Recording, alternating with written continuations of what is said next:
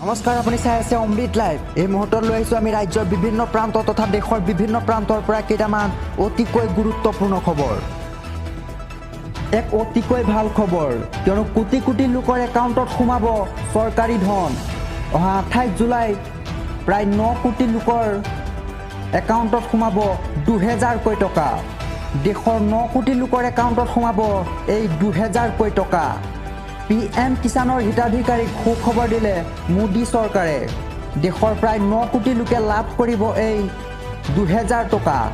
প্ৰধানমন্ত্ৰী নৰেন্দ্ৰ মোদীয়ে জানিবলৈ দিছে এই বিষয়ে। ৰাজস্থানত এটি অনুষ্ঠানত প্ৰধানমন্ত্ৰীয়ে মুকলি কৰিব PM কিষাণৰ 14 নম্বৰ কিস্তিৰ ধন। আৰু এই ধন লাভ কৰিবলৈ হিতাধিকাৰীয়ে কৰিব লাগিব 3টা কাম, কিয়নো যদিহে হিতাধিকাৰীসকলে এই কাম নকৰে তেন্তে বঞ্চিত হ'ব এই সুবিধাৰ পৰা। ইয়াৰ বাবে হিতাধিকাৰীয়ে নিৰ্দিষ্ট পৰ্টেলত কৰিব লাগিব আধাৰ নম্বৰ সংযুক্ত, লগতে সম্পাদন কৰিব লাগিব EKYCৰ কাম, লগতে নিজৰ নামত থকা ভূমি সম্পৰ্কীয় নথিও সংলগ্ন কৰিব লাগিব। আৰু যদি নথি সম্পৰ্কীয় কোনো অসুবিধাৰ সন্মুখীন হয় তেন্তে আপুনি হেল্পলাইন নম্বৰত ফোন কৰি আপুনি ইয়াৰ বাবে মুকলি কৰা হৈছে কেইবাটাও হেল্পলাইন নম্বৰ। আমি আপোনালোকক স্ক্ৰীণত দেখুৱাই আছোঁ এই হেল্পলাইন নম্বৰ কেইটা। আমি আপোনালোকক জনাই দিছোঁ এই হেল্পলাইন নম্বৰ কেইটা হৈছে 155261 বা 1800115526। ইয়াৰ উপৰিও 01123381092ৰ জৰিয়তে দাখিল কৰিব পাৰিব অভিযোগ।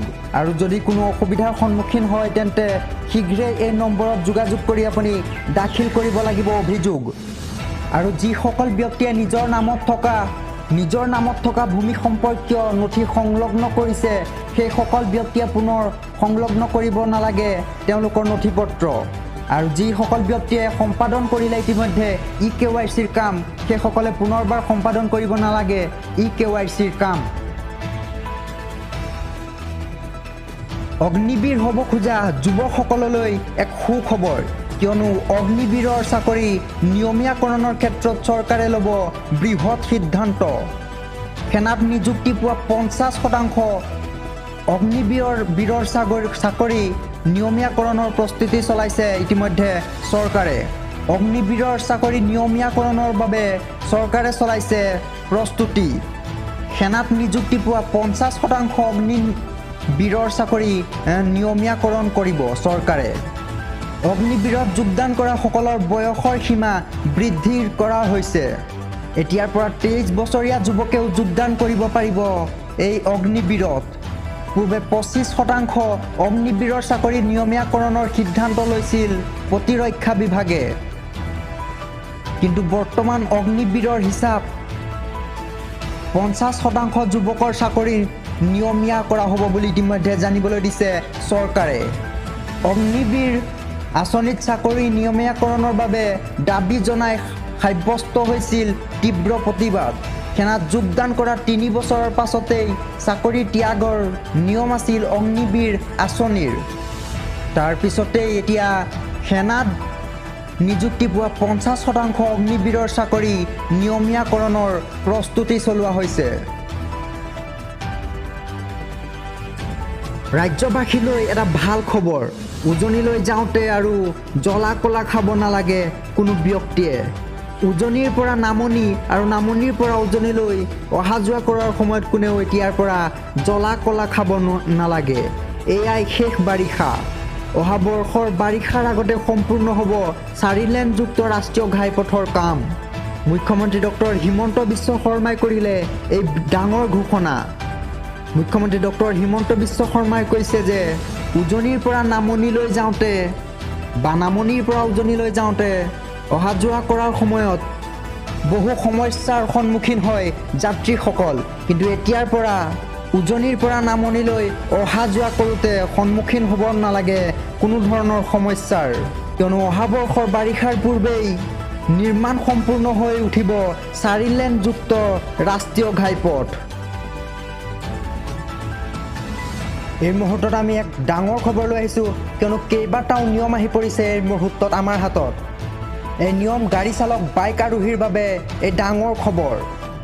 এতিয়া আপুনি যদি যান বাহন আইন ভংগ কৰে তেন্তে ভৰিব লাগিব 25,000 টকা পৰ্যন্ত জৰিমনা। আমি আপোনালোকক জনাই আছোঁ যান বাহন আইন ভংগ কৰিলেই ভৰিব লাগিব 25,000 টকা পৰ্যন্ত জৰিমনা।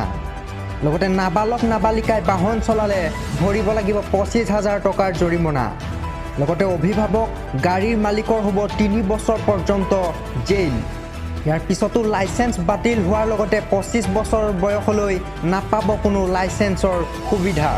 আমি আপোনালোকক জনাই আছোঁ যদি নাবালক নাবালিকাই বাহন চলায় তেন্তে 25,000 টকা পৰ্যন্ত জৰিমনা ভৰিব লাগিব।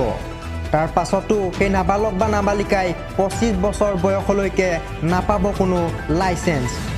লগতে যিসকল ব্যক্তিয়ে হেলমেট নিপিন্ধে তেওঁলোকে ভৰিব লাগিব 1,000 টকাৰ জৰিমনা।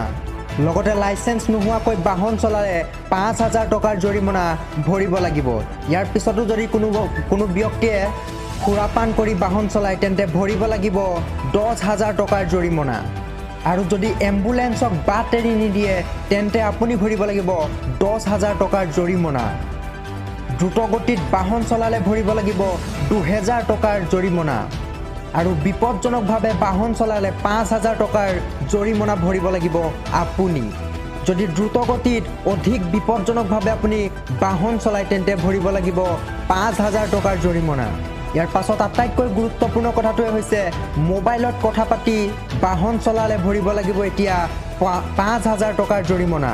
আৰু সাধাৰণতে প্ৰায় কিছুমান ব্যক্তিৰ ক্ষেত্ৰত দেখিবলৈ পোৱা যায় যে বাহন বা বাইক চলোৱাৰ সময়ত তেওঁলোকে মোবাইলত কথাত ব্যস্ত হৈ পৰে আৰু এনে মোবাইলত কথা পাতি বাহন চলালে এতিয়াৰ পৰা 5,000 টকাৰ জৰিমনা ভৰিব লাগিব। লগতে গাড়ী চলোৱাৰ সময়ত ছিট বেল্ট পৰিধান নকৰিলে ভৰিব লাগিব 1,000 টকাৰ জৰিমনা।